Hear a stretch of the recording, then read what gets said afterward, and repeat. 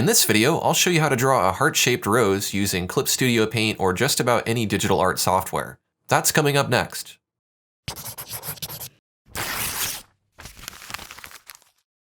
Thanks for joining me. I'm Aaron Rutten, and it is my mission to help artists like you enjoy digital art and learn some new skills along the way. I've gone ahead and created a rectangular shaped canvas here in Clip Studio Paint. It's a little bit over 2,000 pixels wide, but you can choose any size canvas that works best for you. I've gone ahead and created a new layer for a sketch, and I filled the background layer with a light gray color. I'm going to be drawing on the sketch layer. I'll use the pencil tool with the preset that's called Real Pencil, and then I'm going to choose a small brush size that's appropriate for a pencil. The first thing I want to do is just sketch the general shape of the heart. So I'm going to go ahead and make a dot, hold Shift and make another dot, and that will connect those two dots with a straight line. This works very much like a ruler. And I just want to draw a rectangle that kind of represents the boundary of where I'm going to want this heart. I'll be able to judge how wide or tall it's going to be, and I'll be able to place it centered on the canvas and make sure that it doesn't run off the page. Now I'm going to use that same trick of holding Shift to connect the dots, to connect each of the corners to each other. That makes an X in the center, which I can use to get my center point of this rectangle. And I'll just draw a guide for that.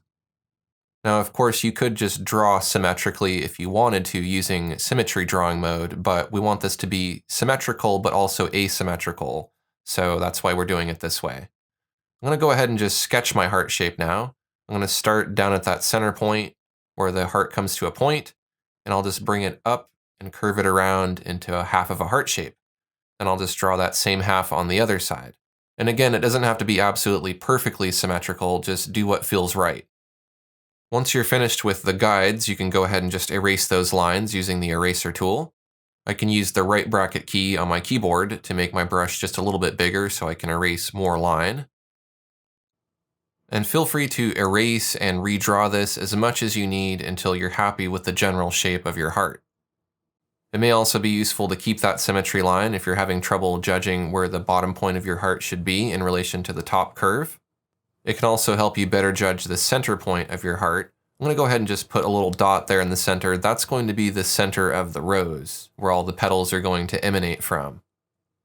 Surrounding that, I'm going to draw a small circle, and that's going to be kind of an open area where the petals are going to look a bit different and be more condensed. And then I'll just continue drawing more elliptical rhythm lines. These lines are just going to kind of give us an idea of where we could place the petals. This is the general shape that the petals make when they're coming out of the center of a rose. Now, because this is not a natural rose, it's taking a heart shape, I'm going to swing wide up there near the curves of the heart, and then of course have the petals kind of come down to a point at the pointed part of the heart.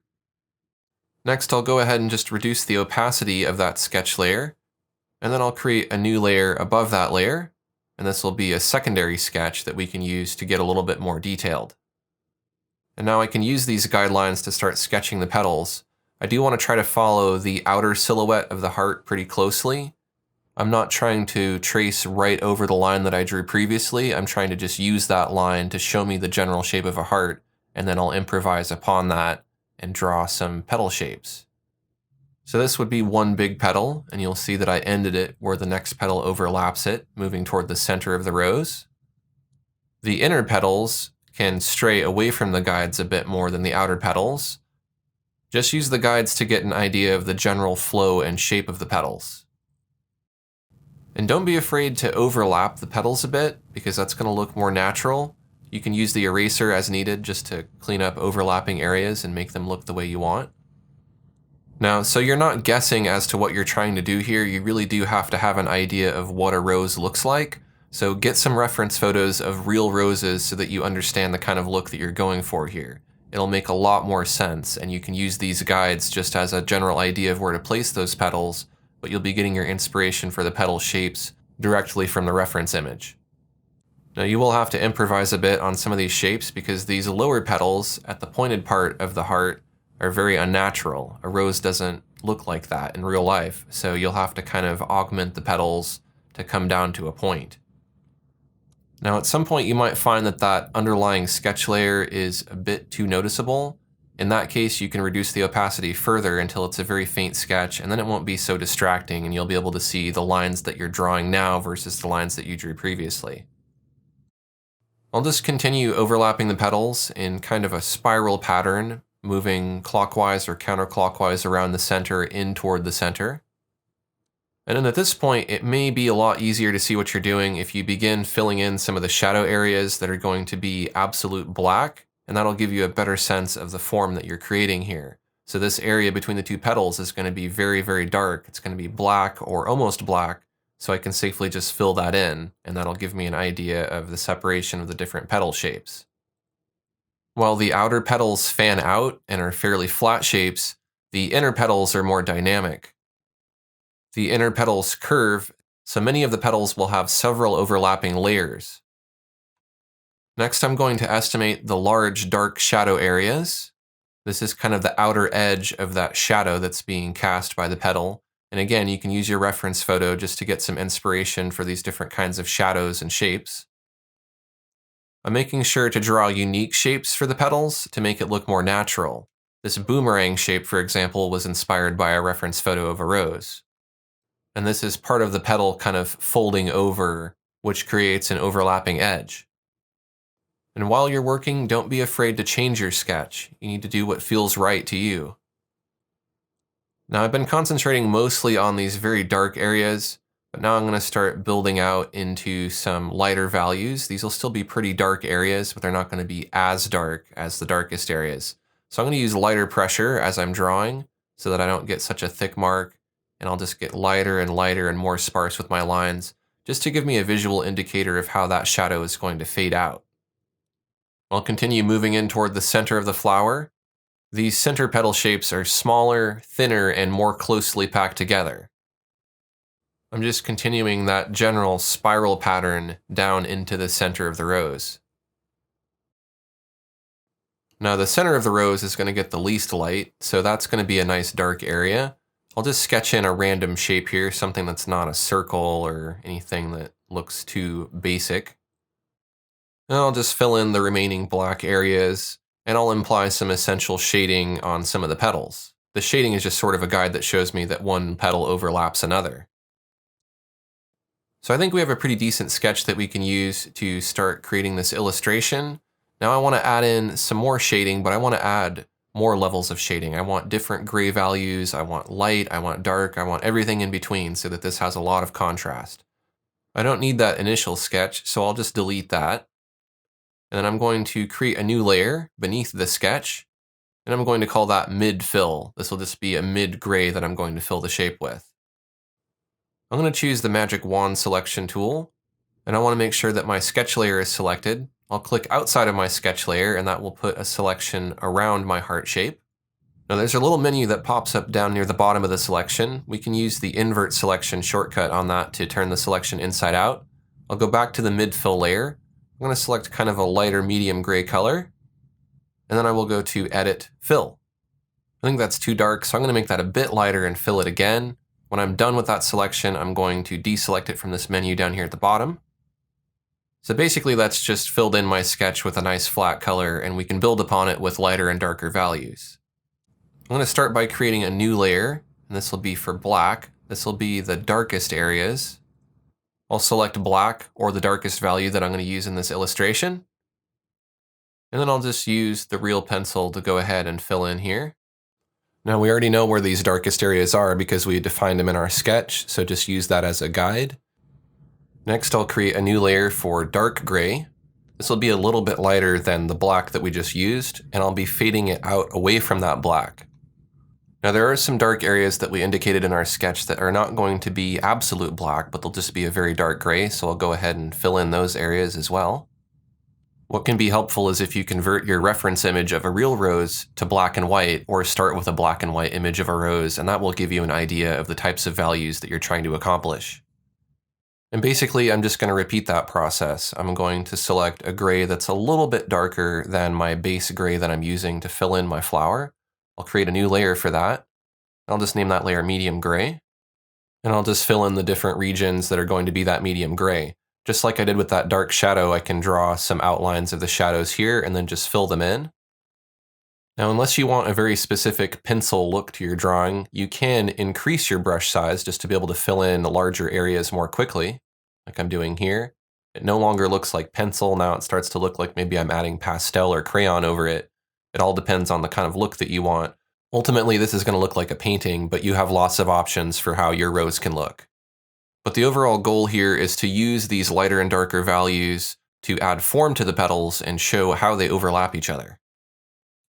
You kind of have three basic values here: the lights, the midtones, and the darks. The darkest areas are going to be areas where there's a really tight overlap or where light can't reach the flower. There may also be some dark cast shadows. And then the middle values are the midtones, maybe shadows here and there. They may show some of the overlap where there's a bit more light reaching the petals, but they're also showing a lot of the three-dimensional contour of the petals, so the petals don't look flat. And then that lighter gray that we're not painting over, that gray that's getting left behind, that's going to be lighter areas that are catching more light or sticking out more. So the edges of the petals, for example. Now I can go even lighter with some of those edges. I can create a new layer for a light gray that's lighter than the fill color that we used. And then I can use that with a smaller brush along the edges to add more emphasis to that contrast along the edge. But you can see now, each time I add another level of gray or another level of light and dark, it starts to make the flower look more three-dimensional and more realistic. Now I can also use lighter pressure just to kind of fade out that edge and blend it into that darker gray. Now, as you're working, you should be saving often. I haven't saved yet, so I'm going to go ahead and make sure to do that. I like to choose Save As rather than Save. That way I can save a copy of my work as I'm going along, and should I ever need to go back to an older version, I can do that. So I've gone ahead and just saved a copy as Rose Heart 2, and I'll continue working. I'm going to go ahead and hold Shift, and I'm going to select all of my rose layers, basically everything except for the background. And then I'm going to go to the Layer menu, and down at the bottom, I'm going to choose Merge Selected Layers.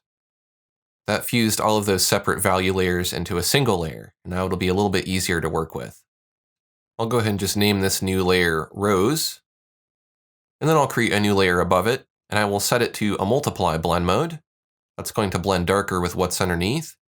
Then I'm going to sample a gray and then paint on top of it, and it will blend that gray color with the gray color that I'm painting with, resulting in a darker gray.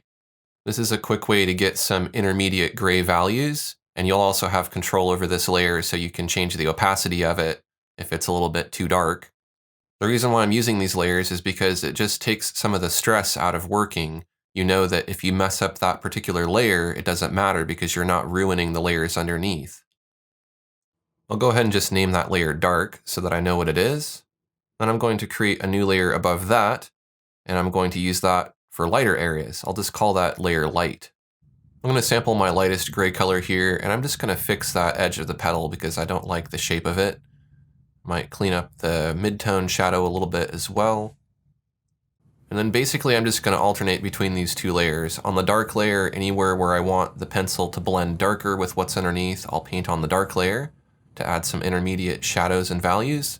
And then anywhere where I might want to add some lighter values that will be opaque, I'll do that on the light layer. And basically I'm just building this up and adding more layers or more levels of values. As you're shading, you do want to make sure that the direction that you're shading complements the contours of the petals. So if you feel like when you're shading it doesn't look right, try shading in a different direction. Try going along the shape of the petal, or try going from where the shadow comes out to the end of the petal. You really just have to use your artistic judgment here, but you want to make sure that the shading looks consistent and that it also looks like there's a little bit of texture in the petals. That's really more important if you're going for kind of a pencil look. Eventually we will be blending this, and so you don't really have to stress too much about the direction of your shading because it's all going to get mixed together. But it does really help just in terms of being able to shade things, to think about the contour of what you're shading. It can be helpful to occasionally flip your canvas to get a feel of how it looks mirrored.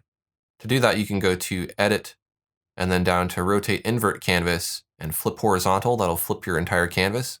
Sometimes it makes it easier to see mistakes. Sometimes it makes it easier to draw. And sometimes it just looks better flipped. I'll go ahead and just flip it back.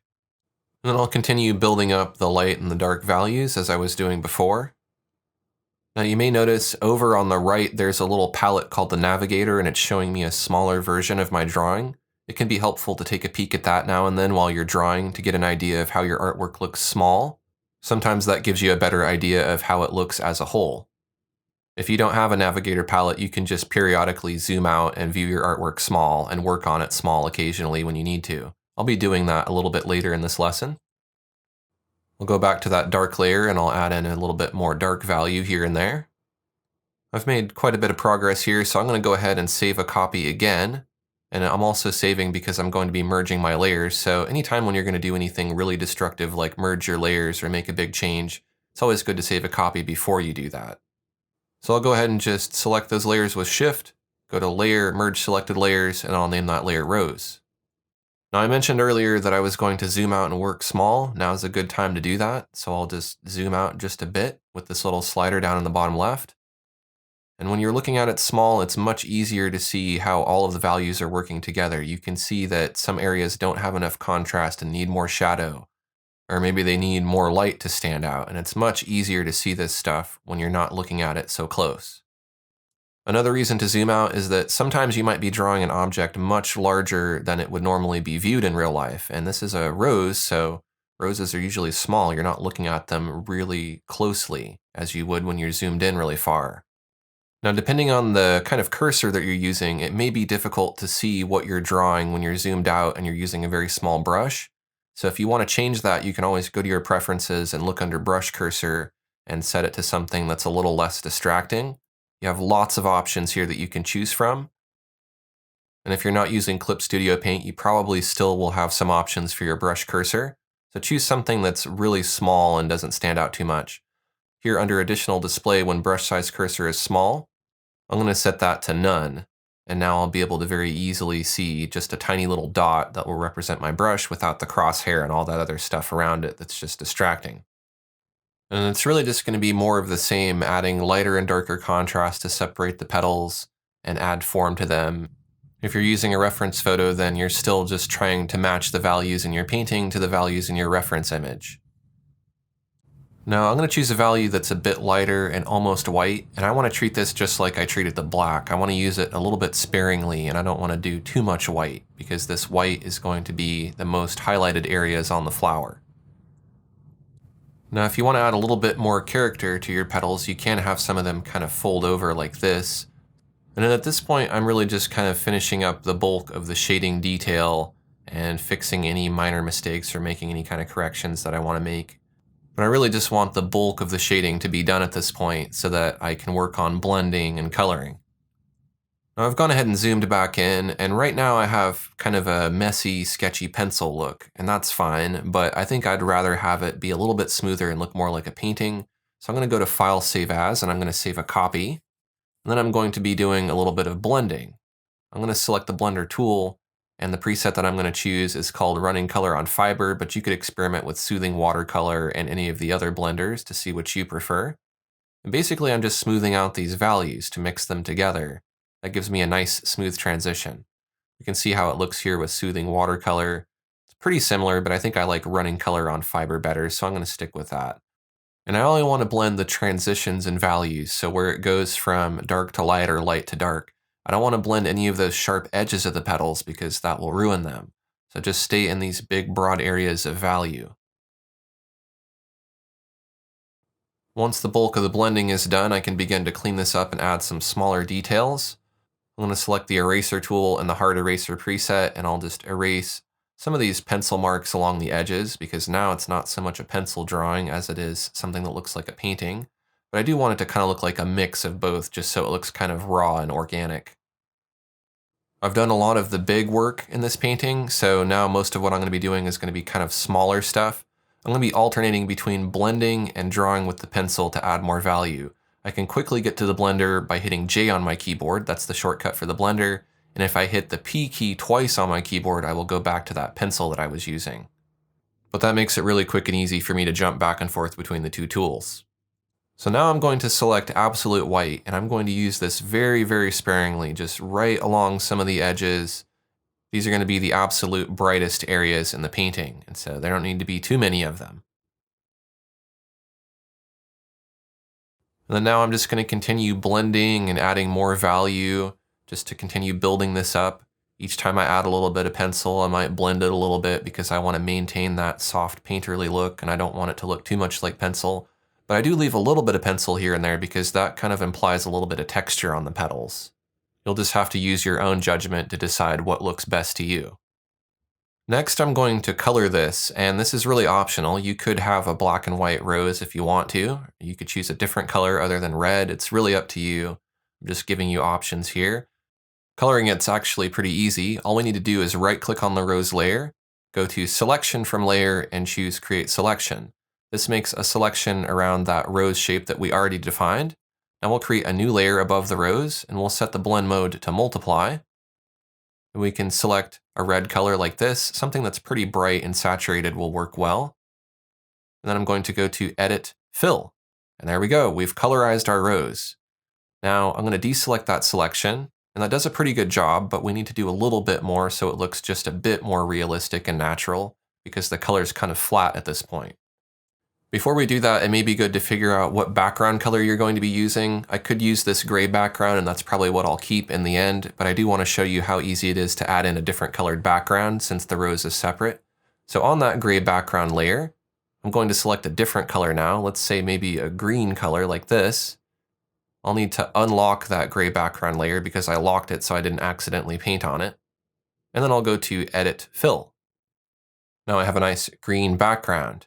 Now the background color can be reflected onto the petals, that's why it's good to know what your background color should be. Ultimately, I'm not going to keep this green, but I just want to show you what you can do. I'm going to select an airbrush and the soft preset. I'll make a big airbrush and I'll choose a lighter, brighter, more yellow-green, and I'll paint kind of behind the rose here, and that'll help it stand out a bit more. I'll go ahead and make that color even brighter and even more yellow, and I'll add in a little bit more, and now we have a nice backlight for our rose. This might be the kind of effect that you want, or you might want something that's a little bit more simple. I think ultimately I want it to be a bit more simple and just have that original gray background, so I will revert back to that. But because this is all on separate layers, I have the option of removing the background at any time and replacing it. So let's move back to the rose now. I'm going to go back to that layer with the color, and I'm going to create a layer above that. I'm going to go back to my real pencil, and I'm going to sample the brightest red color on my rose. If I want to brighten that color, I'll fully saturate it and shift the hue a tiny bit toward red-orange. And now it looks like a more natural highlight because it's not one static hue. So I want to use this just like I was using the pure white earlier when we were painting in grayscale. This is going to be the lightest, brightest area of the rose.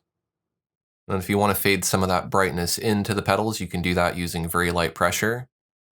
If you're going for that painterly blended look, you'll of course want to select the blender and occasionally blend some of that pencil that you put in, but maintain that nice sharp edge wherever you have it. I'm going to create another new layer, and I'm going to go ahead and just name my layers so that I know what they are. And this topmost layer is going to be called Cool Overlay. Then I'm going to get a selection from my rose layer. And on that Cool Overlay layer, I'm going to set the blend mode to color. And then I'm going to choose a reddish purple color, something that's a bit cooler like this. The brush that I'll be using is that soft airbrush. And then I'll just add in a few hints of that purplish color, mainly on the shadow areas of the bigger petals and maybe a little bit here and there, but I don't want to do too much. This is going to be very subtle. I don't want it to be too strong. And we can control that strength using the opacity of this layer. I'll reduce the opacity until it's a very, very subtle change. And you can turn the visibility of the layer on and off to gauge the effect that it's having. I think something like that looks pretty good. Now, as I mentioned earlier, the background is still separate, so when you see the checkerboard pattern, that means that it's fully transparent and there's no background. So I'm going to go to that background layer, create a new layer above it. I'm going to select white, and I'm going to go to Edit Fill. And I think looking at it now, I like it better with a lighter background rather than that distracting green background. So I'm going to go ahead and just keep that. I may go ahead and just fill it with a light gray that's almost white. I think that looks better and it kind of helps that red stand out more. Now I think when I do that, it makes the rose appear a bit darker, so I'm going to brighten the rose a bit by getting a selection from the rose layer. I'll create a new layer above all the other layers and set the blend mode to overlay. I'll go ahead and just name this layer Bright Overlay. I'll continue using that soft airbrush. And I'm going to go back to that original bright red color that I was using, and I'll just paint over it in a few areas just to brighten it up where it feels a bit too dark. Again, I'm kind of going by what I see in my reference image. I can check my results by using the eyeball icon to turn the visibility on and off, and that shows me the effect that I'm getting. If If it's too strong, I can reduce the opacity of that layer. Again, another good reason to separate stuff onto layers. I'm going to go ahead and zoom out and see how it looks zoomed out. I think it's starting to look pretty good and it's almost finished. I'm going to brighten it a bit more until it looks a little more visually balanced, because looking at it small, I can see it's still a bit dark in some areas. And just make sure you're using that selection from the rose layer, that way you don't accidentally paint outside of the rose and onto your background. And you can just check your results one more time just to make sure it's coming along nicely. I think it is. I'll go ahead and zoom back in now and we can add some finishing touches. I'm going to go ahead and just merge the rose layers together. And I'm going to select the blender tool and the fingertip preset, and I can use this with a very small brush just to dent the edges here and there if I want them to be a little bit more irregular. You can also use it to clean up little imperfections like this one near the bottom of the flower. I'm going to tidy things up by naming that merged layer Rose. And I think with that, I'm going to go ahead and call this finished. I'm going to do my final save by going to Save As, and I'll save a copy. I'm saving as a PSD file format here. If you want to save a copy to post on the web or print, then you can choose a different format. I'm going to save another copy as a PNG so I can share it on the web. And with that, I have a finished painting of a heart-shaped rose.